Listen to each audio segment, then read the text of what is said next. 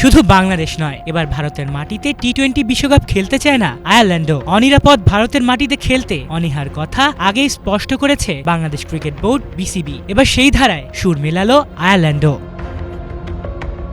2026 টি-20 বিশ্বকাপকে সামনে রেখে নিরাপত্তাজনিত উদ্বেগে ভারতে যেতে অনিচ্ছুক বাংলাদেশের সমাধান হিসেবে আইসিসির কাছে আয়ারল্যান্ডের সঙ্গে গ্রুপ অদলবদলের প্রস্তাব দেয়, কিন্তু আন্তর্জাতিক ক্রিকেট কাউন্সিল সেই পথে হাঁটছে না। বরং আয়ারল্যান্ডও জানিয়ে দিয়েছে তারা নিজেদের নির্ধারিত সূচি ও ভেন্যু থেকে সরবে না।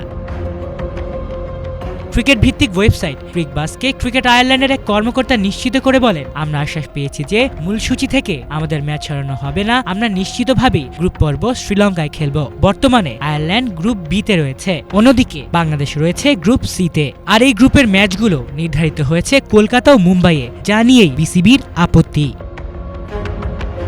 গত শনিবার ঢাকায় আইসিসি প্রতিনিধি দলের সঙ্গে 1.5 ঘন্টার রুদ্ধদ্বার বৈঠকে বিসিবি আবারও খেলোয়াড়, সমর্থক, গণমাধ্যম কর্মী ও কর্মকর্তাদের নিরাপত্তার কথা তুলে ধরে। এ সময় তারা বাংলাদেশের ম্যাচগুলো সরিয়ে নেয়ার অনুরোধ পুনর্ব্যক্ত করে এবং ন্যূনতম লজিস্টিক পরিবর্তনের জন্য আয়ারল্যান্ডের সঙ্গে গ্রুপ অদলবদলকে সম্ভাব্য সমাধান হিসেবে সামনে আনে বিসিবি। তবে আয়ারল্যান্ড গ্রুপ পর্ব ছাড়তে রাজি নয় এবং আইসিসিও আপাতত সূচি পরিবর্তনের পথে যাচ্ছে না।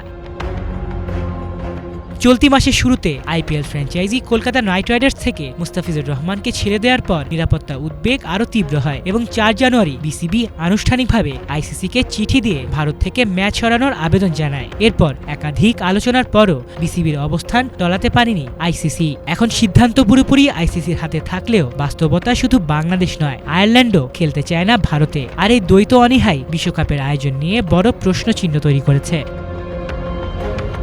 আলিফ চৌধুরী, বাংলা ভিশন।